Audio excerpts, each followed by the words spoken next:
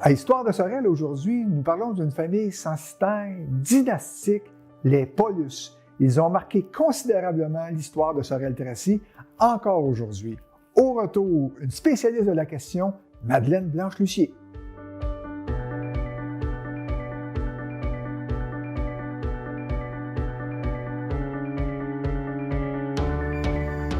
Madeleine Blanche-Lucier, bonjour. Bonjour. Votre première présence à Histoire de Sorel a été tellement intéressante, parce qu'on a parlé des familles censitaires et de l'ensemble de la collection, que là, on s'est dit, on va réinviter Mme Lucier pour une famille en particulier. Laquelle? Paul U. Paul U. Pas Paulus, Paul U. Eh oui, OK. Donc, on parle de ce livre en question. on parle de Paul Hus, Ouais. qui est une version bonifiée du premier livre de Roland Plante sur Paul Hus. OK. Et je vous dis tout de suite, on prononce ici le S Ouais. comme on prononce toutes les finales pour que le notaire puisse bien écrire À l'époque. à l'époque. OK. Mais en France, c'est U. OK. Le S ne se prononce pas. Et il y a aussi des U avec un H-U-E tréma. OK. Alors ici, c'est devenu Hus, Paul Hus, mais normalement, ça serait Paul U. OK. Juste avant d'aller à la famille, juste brièvement, nous rappeler le contexte de l'époque au moment où Paul U arrive.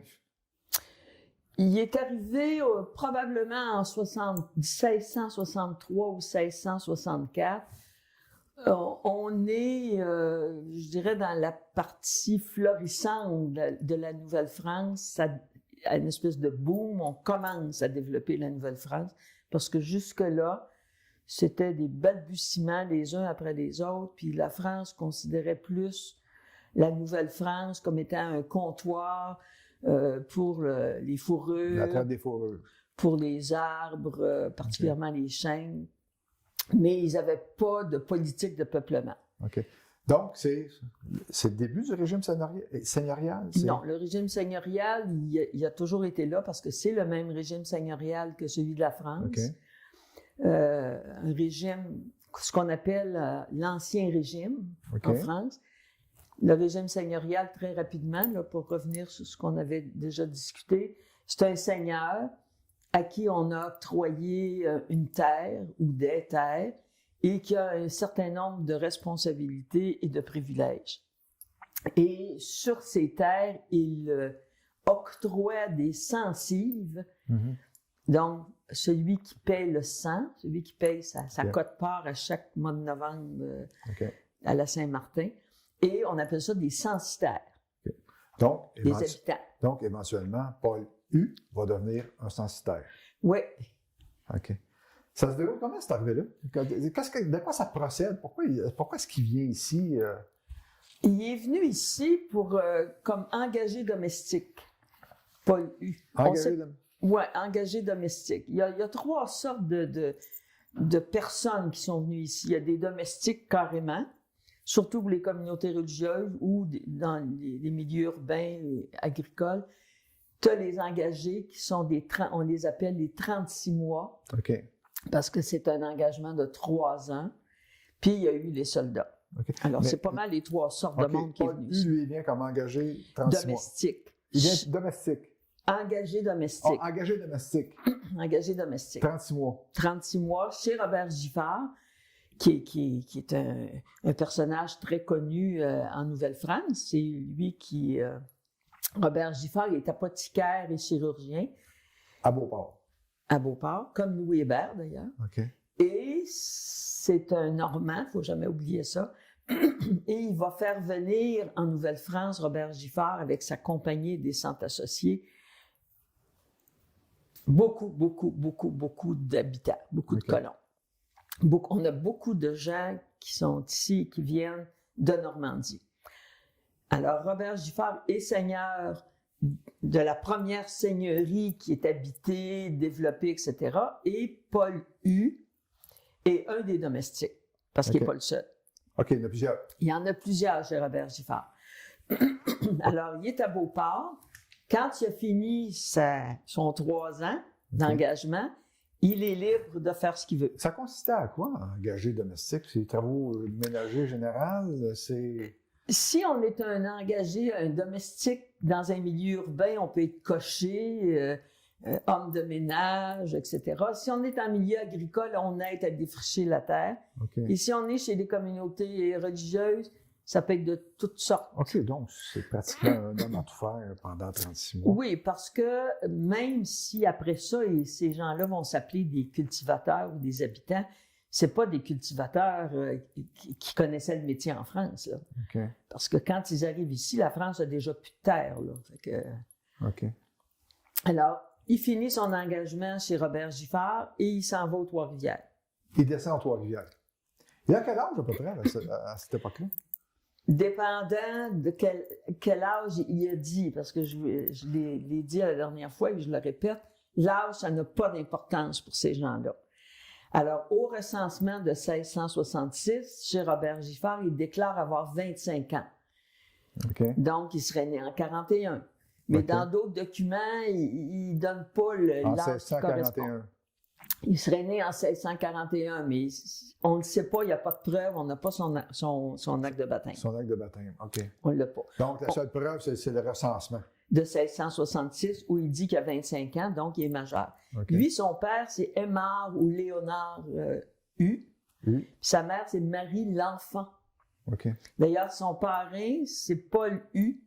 OK. Et c'est pour ça qu'un de ses fils va s'appeler Paul aussi, que lui, il s'appelle Paul. OK, donc vous avez cherché les actes de naissance. On a cherché les actes de naissance. On sait par certains documents de qui il est le fils, mais lui, son acte de naissance, on ne l'a pas. OK. Mais juste avant d'aller à son évolution, pourquoi vous avez choisi Paul U comme premier censitaire dans la collection? Parce que je dirais, grosso modo, que c'est le père de la région. OK. Parce que... OK, la région de Sorel-Tracy. Plus que de la région de Sorel-Tracy. Yamaska, OK. ça va jusqu'à Saint-François-du-Lac et tout ça.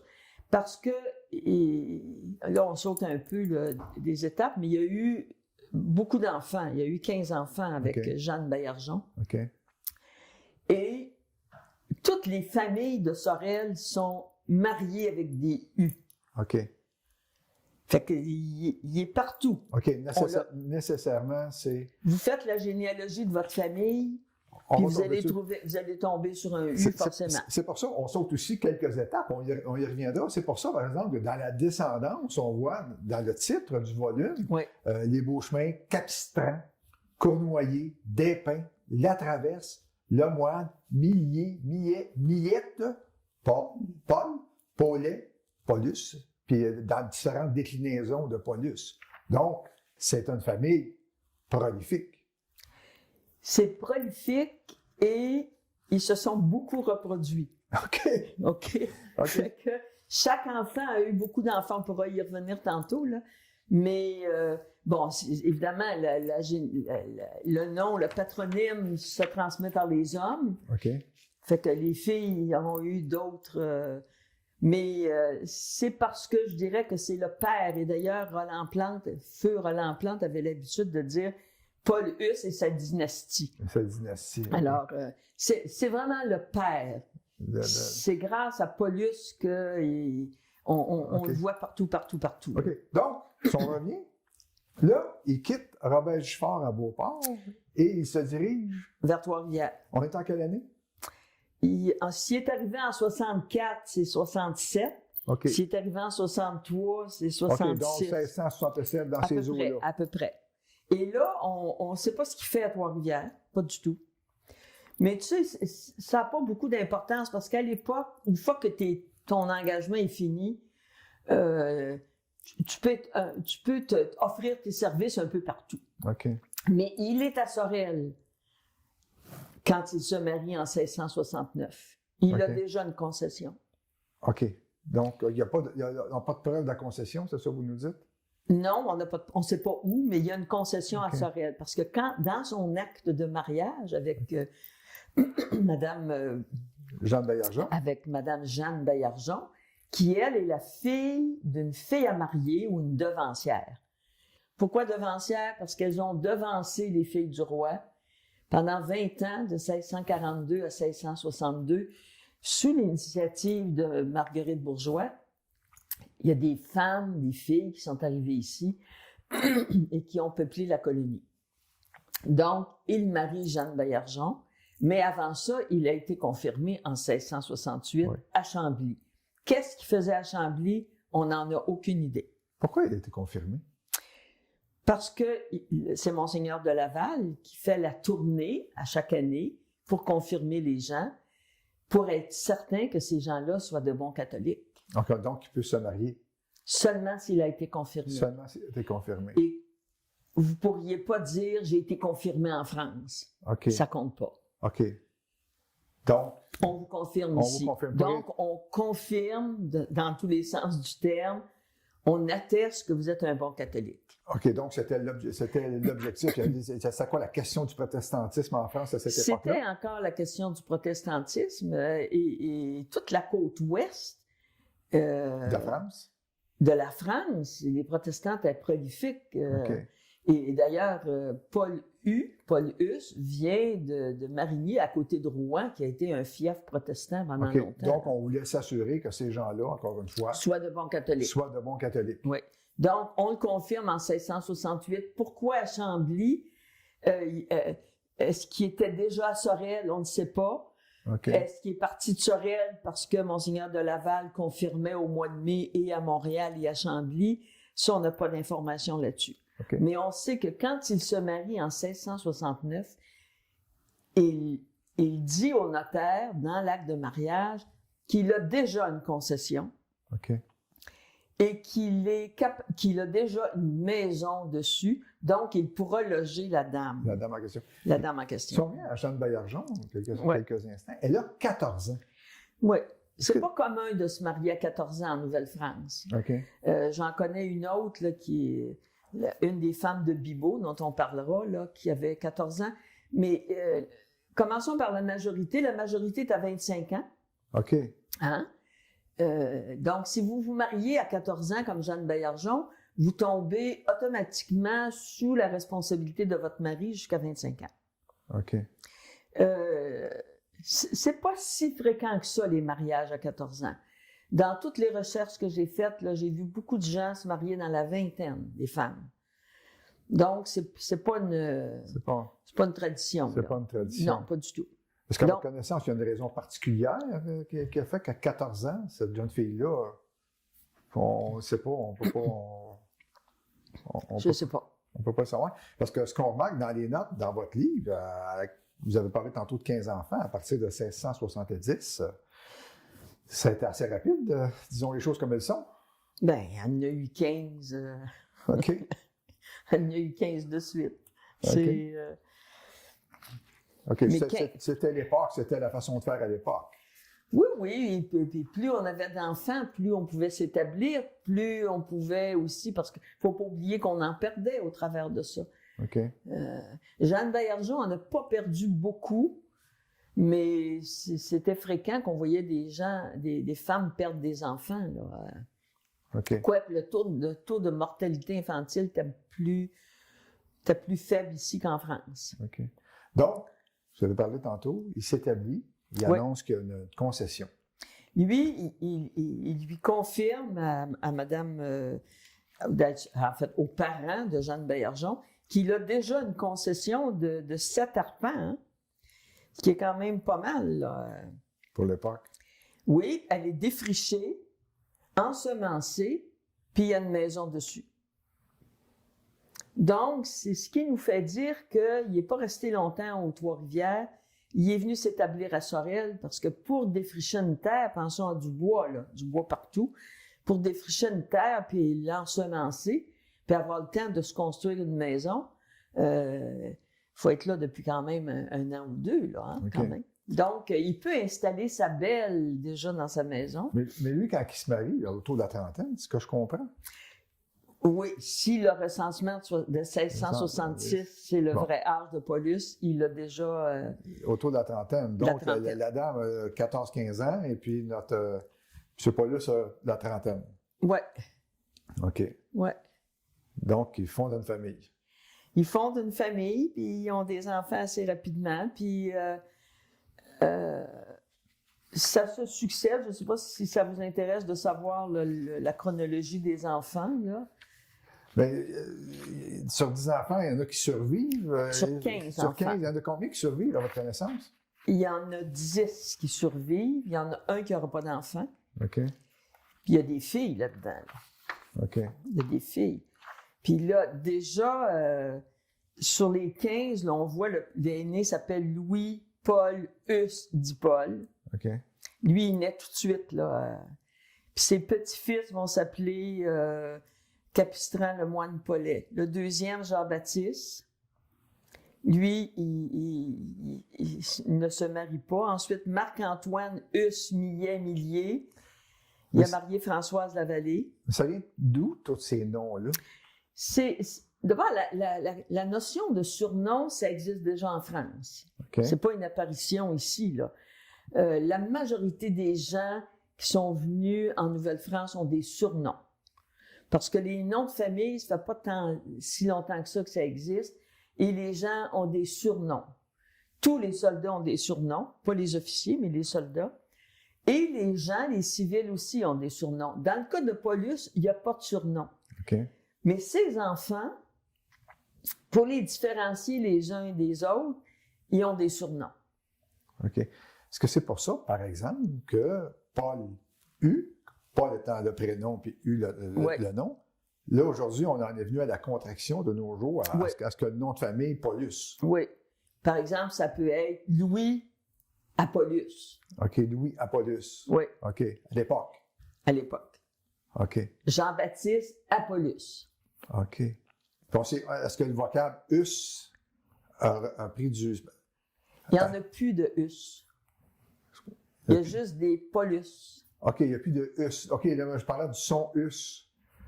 Ah ben ici, il a été prononcé tout de suite. Vous ne verrez jamais un godet, vous allez voir godette. OK. Un talbot, ça n'existe pas ici, c'est un talbot. OK. Des ouellets, ouellettes. OK, donc. Toutes les finales sont prononcées pour que le notaire l'écrive correctement. OK, c'est ce que vous aviez mentionné d'entrée La de jeu. dernière fois, oui, tout à fait. Donc, on assiste à l'expansion de la famille. Une grande expansion parce que chaque enfant, juste pour un exemple, Louis, l'aîné, Louis-Paul Huss dit Paul, il va avoir 14 enfants. OK. Jean-Baptiste, lui, il n'a pas d'enfants. Marc-Antoine va avoir 14 enfants avec Françoise Lavallée. Jean-Baptiste, 16 enfants avec Marie-Joseph Niquet, parce qu'il y a 3 frères Paulus qui vont marier des sœurs Niquettes. OK. Niquet. Les Niquettes de Saint-François-du-Lac. OK. Jean qui marie Marie-Thérèse Niquet, 9 enfants. Pierre Russe Cournoyer va marier Jeanne Vanet Parisien. Jeanne-Catherine est mariée avec Jean Lavallée, le frère de l'autre. OK. Paul Huss, le fils, lui, il est tué par les Iroquois à l'âge de 9 ans. OK. Marie Huss va marier Pierre Loiseau dit Franqueur. Léonard Huss, comme le grand-père. Jean Huss, Joseph, Geneviève, qui a marié Pierre Salvaille. Étienne, 13 enfants. Mais devant toute cette prolifération-là, ça prenait des moyens. Il fallait se nourrir. Est-ce que M. Paul Huss... Il est très à l'aise. Il est très à l'aise. Donc, il est très à l'aise. Il est très à l'aise. Il devient... D'abord, écoutez, se marier en ayant une terre déjà défrichée, puis ensemencée, puis une maison dessus, c'est déjà un bon début, là. OK.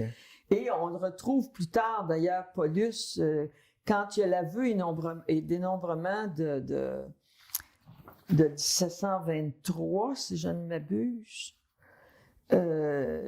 il est déjà prolifique, là. OK. Il y a quoi? C'est des terres? C'est des terres. Aujourd'hui, ça correspond au 372 chemin de la Rive, là où est la terre d'Antonio Péloquin. OK. Paulus est installé là sur beaucoup d'arpents. OK. Mais déjà, il est bien positionné politiquement, je dirais, comme citoyen, parce que quand Catherine Legardeur cède l'île de Grâce pour la commune, Paulus en fait partie, là. OK. Il fait partie, je dirais, de l'intelligentsia déjà. Okay? Mais c'est pas un seigneur au sens où on l'entendait. Pas du tout. Il n'est pas seigneur. Ça va venir plus tard. OK.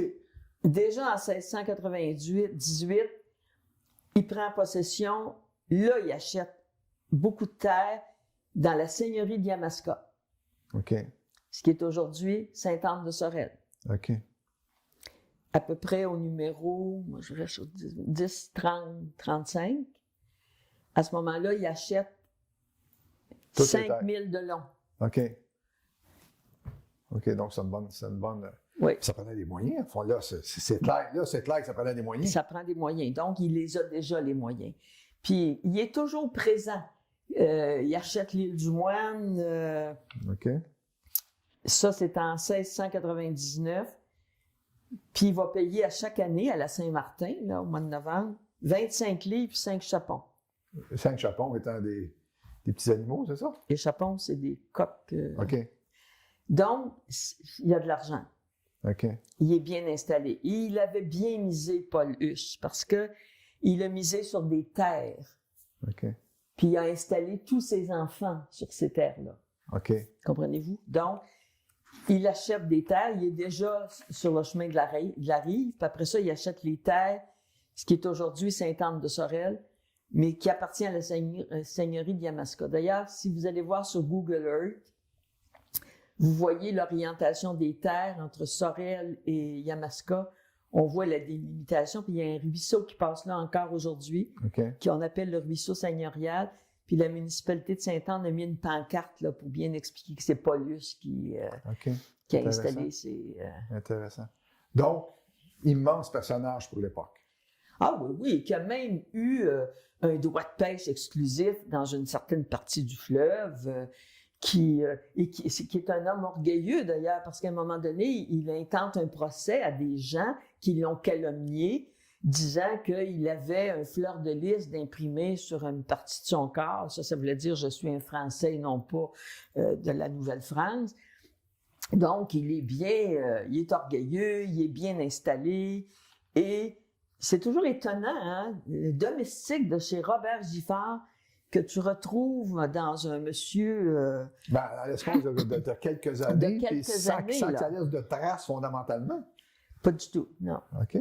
Non, c'est un bel accomplissement, puis d'avoir eu autant d'enfants, puis il installe ses enfants et ses petits-enfants et ses gendres, parce que les filles, ça n'a pas beaucoup d'importance à l'époque. Donc, il va les installer sur ces terres-là de la seigneurie de Yamaska, et il va avoir tellement d'influence qu'à un moment donné, il y a une enquête parce qu'il a demandé à être attaché à la paroisse de Saint-Pierre-de-Sorel, qui est créée en 1723, puis il invoque que c'est bien plus compliqué pour lui d'aller à l'église de Yamaska OK. que de venir à Saint-Pierre-de-Sorel. OK. Et le rapport d'enquête va lui donner raison. Donc, toute cette partie-là de Sainte-Anne-de-Sorel, qui était dans la seigneurie de Yamaska, va être attachée à la paroisse Saint-Pierre. OK. Mais ça, c'est Paulus qui a fait ça, là. OK. C'est lui qui mène... Bon, il a obtenu les signatures des autres, mais il a obtenu les signatures des pères, C'était un personnage puissant, là. C'est un personnage qui est clair, puissant, hein.